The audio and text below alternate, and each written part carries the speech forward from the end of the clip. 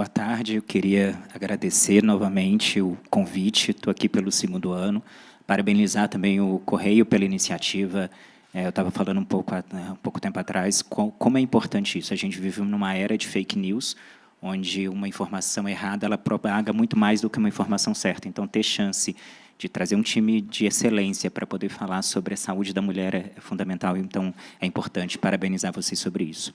Para mim, ficou muito mais fácil falar depois da Karime, né? Ela já deu uma aula, mas é exatamente isso. Acho que alguns pontos são importantes. Primeiro, ninguém trata uma paciente com câncer sozinho. A gente precisa tratar essa mulher dentro de um time.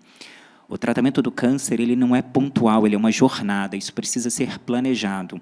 Então, toda paciente que chega já com diagnóstico firmado de câncer, ela precisa exatamente disso aqui, ela precisa do mastologista, ela precisa do oncologista, ela ocasionalmente vai precisar do radio-oncologista, ela precisa da equipe multi, da nutricionista, da psicóloga, do fisioterapeuta, da enfermagem, para a gente desenhar junto o tratamento dessa paciente. Nunca o tratamento ele é pontual, a gente não tem como definir uma estratégia terapêutica do agora. Eu tenho que pensar no antes, no durante e no depois, porque a ordem desse tratamento ele influencia. Então, chega uma paciente no consultório com câncer de mama, todas as minhas pacientes ouviram essa frase, assim, câncer de mama não é só uma doença, são inúmeras doenças debaixo desse nome, câncer de mama. É a mesma coisa que eu falar assim, a dona Maria está com um problema de coração, cada um vai pensar numa coisa, um vai pensar numa arritmia, outro no infarto, outro na angina, e o câncer é a mesma coisa. Existem vários subtipos de câncer de mama, e esses fatores influenciam qual que é o tipo de tratamento que a gente vai ofertar para aquela mulher, qual estratégia de tratamento a gente vai lançar a mão. Então, além de ter o tipo do câncer de mama, tem um subtipo do câncer de mama. Eu também faço analogia, para conhecer alguém, você tem que saber o nome, sobrenome e CPF. Então, o nome é a biópsia, vai me mostrar, que é o câncer de mama, vai vir um subtipo histológico. Depois, a gente precisa complementar essa informação com um exame chamado imunistoquímica. Então, toda mulher que teve um diagnóstico de câncer de mama, ela vai fazer esse exame, que é feito em cima do material da biópsia, que ele vai pesquisar alguns marcadores naquela célula do câncer, que vai me classificar aquele subtipo do câncer. Que existem os 3 mais prevalentes, né, os principais, que é o câncer de mama receptor hormonal positivo, o câncer de mama HER2 positivo e o câncer de mama triplo negativo. E por que isso é importante? Porque cada um tem uma estratégia de tratamento diferente. E no terceira informação, eu preciso saber em qual estágio aquela doença se encontra, em qual fase aquela doença se encontra. Karime falou muito bem, se eu tenho uma doença que ela ainda não espalhou, que ela não tem metástase, que seria o estadio clínico 4, todos os outros estágios, a cirurgia ela é fundamental. A gente não consegue curar hoje, em 2024, uma paciente com câncer de mama sem que ela seja feita a cirurgia. E aí, que momento que eu vou fazer a cirurgia? Eu começo pela cirurgia, eu começo pelo tratamento medicamentoso? Então, a conjunção dessas informações, de qual é o estágio, de qual que é o tipo histológico e qual é o perfil imunistoquímico, vai definir essa sequência de tratamento.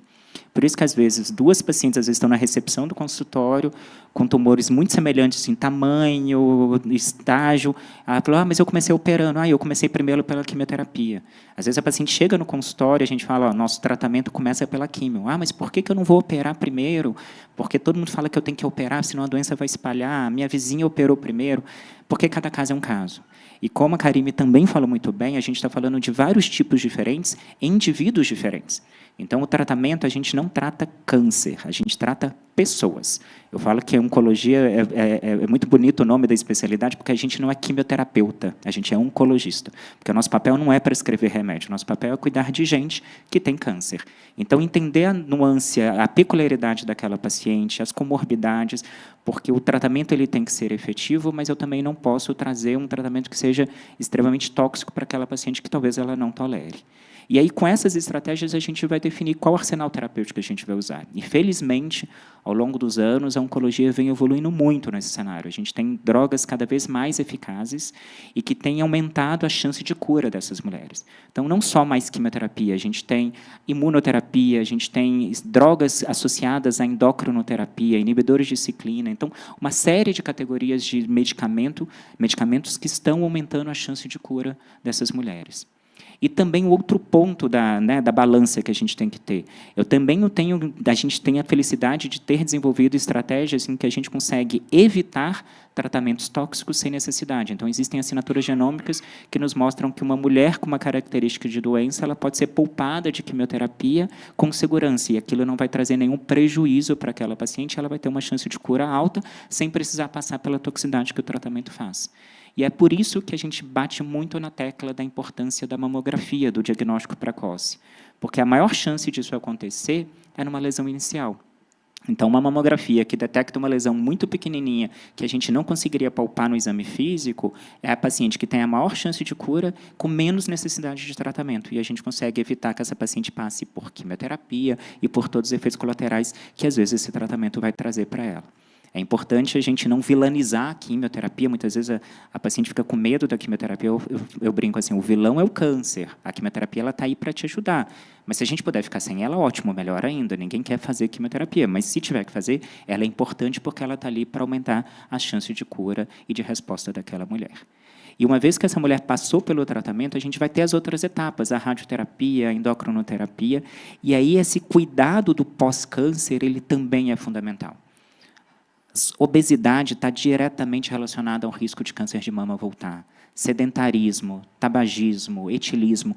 Então, mudanças de hábitos de vida são fundamentais para que essa mulher tenha uma qualidade de vida maior e um tempo de vida maior. Toda paciente que chega com câncer de mama no consultório, a gente quer que ela viva mais, mas que ela viva bem. Então, ter esse olhar integral da paciente, o cuidado da paciente, orientar de forma adequada, vai ser fundamental para que ela mude hábitos de vida, se ela tiver algum hábito que não seja favorável, para isso trazer um efeito protetor. Há poucas semanas atrás, teve um congresso europeu de oncologia, onde foi mostrado um estudo de uma forma bem elegante que a atividade física diminui em quase 40% o risco de câncer de mama voltar. Atividade física. É simplesmente uma caminhada, uma ida na academia, uma bicicleta, uma hidroginástica. E que são atividades que a gente tenha um acesso, que toda mulher tem a capacidade de fazer. E isso tem que ser colocado como algo importante, porque muitas vezes, na correria do dia a dia, ainda mais na carga da mulher, que é muito mais pesada que a do homem, que são jornadas duplas e triplas, ela se coloca em último plano. Então, hoje não vai dar para ir na academia porque eu tenho que levar o filho no pediatra, eu tenho que fazer isso, eu tenho que fazer aquilo, e ela acaba se colocando em último lugar e deixa de fazer algo que é tão importante para ela. A atividade física é o nosso melhor remédio, então, junto com tudo isso que a gente está fazendo. Então, esse trabalho em equipe, esse olhar integral, esse cuidado da paciente, vai fazer com que essa paciente consiga aderir melhor ao tratamento. Então, o remédio só funciona se o paciente tomar, remédio na caixinha não funciona. Isso é um grande problema que a gente tem hoje na prática, principalmente aquelas pacientes que seguem com terapia por tempo prolongado, é a aderência ao tratamento. E os estudos são muito congruentes em mostrar que quando a paciente não adere ao tratamento, ela tem um risco maior da doença voltar e desenvolvimento de metástases e morrer dessa doença. E fazer com que essa jornada do tratamento não seja tão penosa. A Karime falou muito bem, não é eu estou viva, já está valendo, o resto é paciência, não é. Sobreviver é sobreviver. A gente quer viver. Aquela mulher ela precisa ter prazer, ela precisa ter qualidade de vida. O tratamento e o câncer não definem a história daquela mulher. Isso é uma parte da história dela, mas existe uma história antes e vai existir uma história depois. Então, esse olhar integral e esse cuidado da paciente, entender as necessidades, intervir e mostrar para ela a importância desse cuidado pós-câncer é fundamental. E não só para o paciente, mas para os acompanhantes, para o esposo, para a família, porque não adianta a gente falar isso e a paciente sair dali do consultório e não ter uma rede de apoio. Quem vai ficar com o filho pequeno enquanto ela tem que ir para fazer uma academia? Qual mulher que muitas das vezes deixa de ir no médico porque não tem um trabalho que abone outra falta dela para ela ir fazer a mamografia que ela tanto precisa? Então, caindo de novo no que a Karime falou, a gente falar tudo isso só faz sentido se a paciente tiver acesso ao tratamento. A rede privada já é um desafio no sistema público, infelizmente isso é muito pior. Ocasionalmente passam pacientes no consultório com a gente, numa medida de desespero, junta a família para poder pagar uma consulta para ir lá e falar assim, doutor, eu estou com diagnóstico, já fui encaminhada para o SUS, eu estou na fila, a paciente já com diagnóstico, a próxima vaga é daqui 150 dias. E é inaceitável a gente ver uma mulher dessa na nossa frente e a gente ficar de braços cruzados nesse sentido. A gente se revolta quando a gente percebe que essa mulher está perdendo a chance de cura dela e de ter uma melhor chance de tratamento porque ela não está tendo acesso. Então, é fundamental falar sobre a evolução do tratamento, sobre todas as armas que a gente tem, mas isso tem que se tornar acessível a todas as pacientes e toda a população. Obrigada, doutor Cristiano. Tempo